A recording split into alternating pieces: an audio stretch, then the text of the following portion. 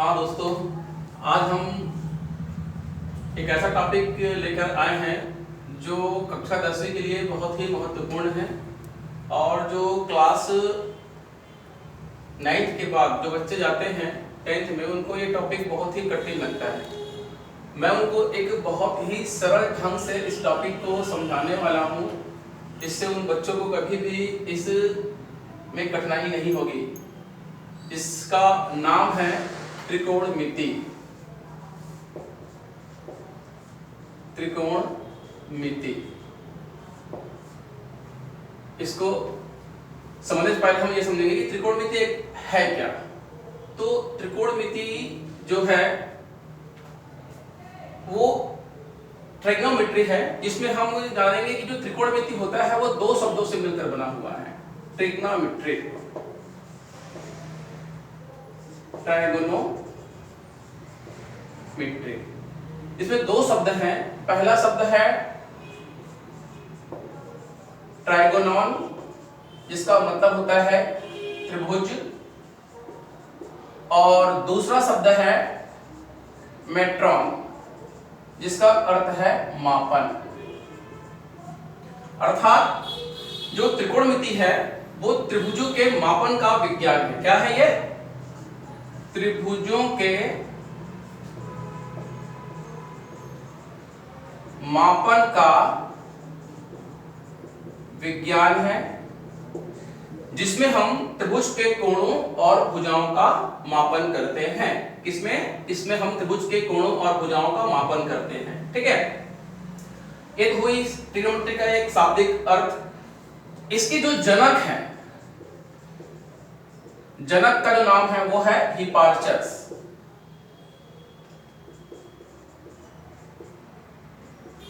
हिपार्चस है। ये तो हुआ इसका थोड़ा संक्षिप्त इतिहास।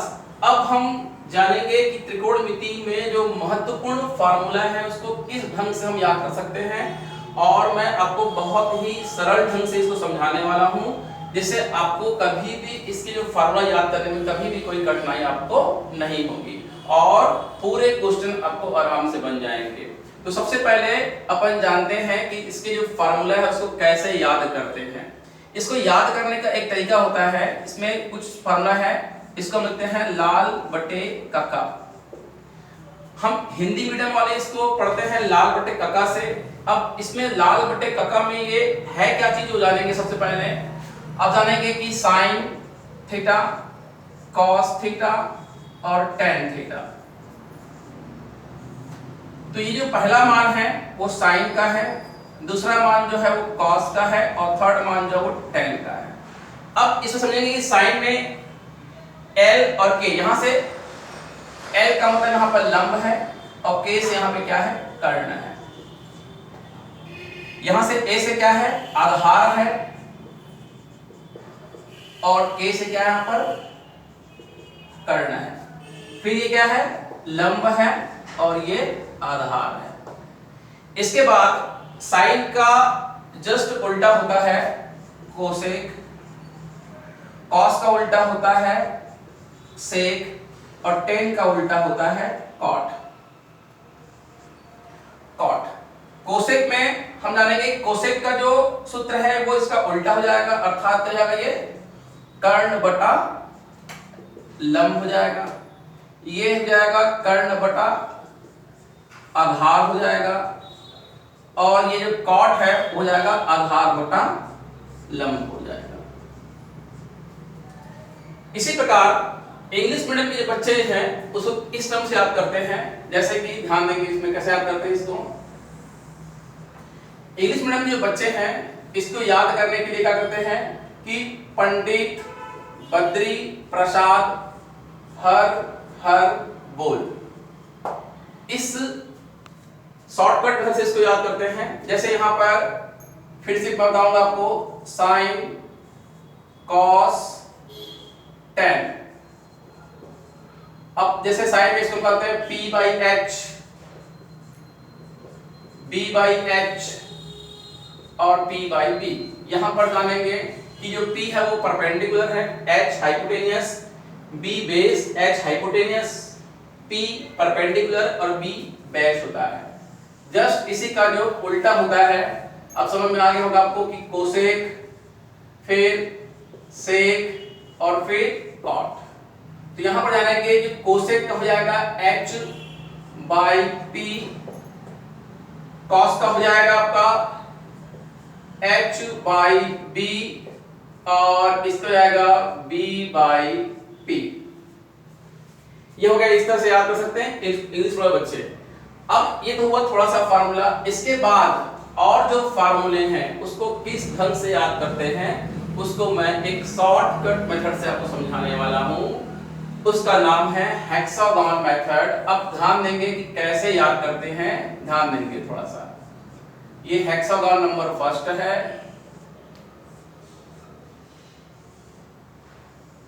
जैसे कि ध्यान देंगे किस तरह से याद करेंगे। जैसे ये यहां से स्टार्ट करेंगे, tan sin cos, जो उसका इनवर्स है उसको सामने लिखना है। जैसे tan का इनवर्स क्या होता है cot, sin का इनवर्स क्या होता है cosec, cos का इनवर्स क्या होता है sec। यहां आप लिखेंगे बीच में एक। अब ध्यान देंगे इसको कैसे याद करते हैं इसको, ठीक है। जैसे कि अपन बोलते हैं कि इस तरह से याद कर सकते हैं इसके पास आप ध्यान देंगे। जैसे 1 अपॉन साइन, तो 1 अपॉन साइन क्या होगा इसका वैल्यू 1 अपॉन साइन को हम लिख सकते हैं कोसेक। ठीक उसी प्रकार से 1 अपॉन साइन को हम कोसेक लिख सकते हैं। ठीक उसी प्रकार 1 अपॉन कोसेक को हम साइन लिख सकते हैं। वैसे ही 1 अपॉन कॉस, 1 अपॉन कॉस को लिखेंगे सेक, तो 1 अपॉन सेक को हम कॉस लिख सकते हैं। ठीक उसी प्रकार जैसे कि 1 अपॉन 10 है, तो 1 अपॉन 10 को हम लिखेंगे कॉट, तो 1 अपॉन कॉट को हम 10 भी लिख सकते हैं। तो इस तरह से इस हेक्सागोनल मेथड से आप ये 6 सूत्र याद कर सकते हैं जो बहुत ही काम आते हैं। इस पे बाद में ये तो हुआ हेक्सागोनल नंबर फर्स्ट, इसमें मैं और भी सूत्र आपको समझाने वाला हूं जिससे आप बहुत ही इजी तरीके से इसको याद कर सकते हैं। जैसे कि अब मैं समझाऊंगा आपको हेक्सागोनल नंबर 2।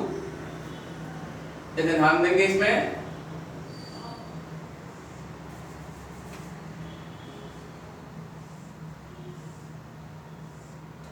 इस तरह से बनाएंगे इसको। हाँ, बस इस पे क्या करना है आपको, सब में स्क्वायर कर देना है। Sine square, cos square, tan square, cot square, cosec square, sec square. यहां पर 1 रहेगा फिर से। अब ध्यान देंगे कैसे बनेगा, ये कैसे याद करते हैं। जैसे इसमें यहाँ पे प्लस कर दो, यहाँ पे प्लस कर दो, यहाँ पे प्लस कर दो। इस तरह से ये और ये एक y के रूप में बनाना है इसको आपको, और इस तरह से इसको आपको t के रूप में बनाना है, और इस तरह से आपको इसको t के रूप में बनाना है। 2t, नीचे वाले 2t और ऊपर वाले एक y के रूप में समझना इसको। जैसे कि इसमें हम कैसे याद करेंगे, ध्यान देंगे। मैंने क्या किया, इसमें सब में स्क्वायर कर दिया, ठीक है। उसके बाद हमने क्या किया कि इन दोनों को हम y के रूप में लेंगे, इन दोनों को हम t के रूप में ले लेंगे, इन दोनों को हम t के रूप में ले लेंगे। नीचे वाला दोनों t के रूप में, ऊपर वाला y के रूप में। इससे आपको 9 फार्मूले आराम से याद हो जाएंगे। जैसे ध्यान देंगे, पहला जैसे ये एक आइडेंटिटी है सर्वसंग फर्स्ट, क्या होता है ध्यान देंगे। ऊपर से इनके पहले sin square theta plus cos square theta equal to 1। तो sin square theta plus cos square theta is equal to क्या होता है 1। ये याद कर लेंगे। अब कैसे याद करना समझ आ गया आपको, बस आपको इसको समझना है कि किस ढंग से इसी वे पे सबको बनाना है। बस इसमें स्क्वायर कर देना है और उसके बाद आपको फार्मूला याद आ जाएगा। तो sin square theta plus cos square theta is equal to 1। अच्छा, इसके बाद यदि हम इसमें sin स्क्वायर का मान निकालें तो ये हो जाएगा क्या 1 माइनस cos स्क्वायर थीटा।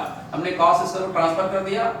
ठीक इसी प्रकार हमने cos स्क्वायर का मान निकाला तो क्या होगा ये 1 माइनस साइन स्क्वायर थीटा। अब हमने क्या किया, अब हमने साइन स्क्वायर को ट्रांसफर कर दिया। तो इस एक फार्मूले को याद करने से आपको दो और फार्मूले आपको याद हो जाएंगे।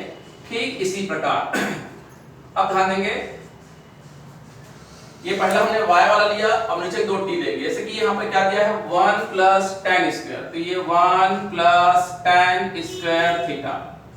आप देखेंगे कि 1 plus tan square theta equal to क्या होगा, जैसे sin square plus cos square equal to 1 होता है, यहाँ पे 1 plus tan square equal to क्या होगा, नीचे वाला क्या होगा इसमें sec स्क्वायर थीटा। ठीक है, इस तरह से याद कर सकते हैं। इस ट्रिक को आप समझेंगे तो आपको कहीं पर भी कोई कठिनाई नहीं होगी। अब इसके बाद मान लीजिए अपन tan स्क्वायर का निकालते हैं वैल्यू, तो tan स्क्वायर का निकालेंगे वैल्यू क्या मिलेगी, sec स्क्वायर थीटा माइनस 1।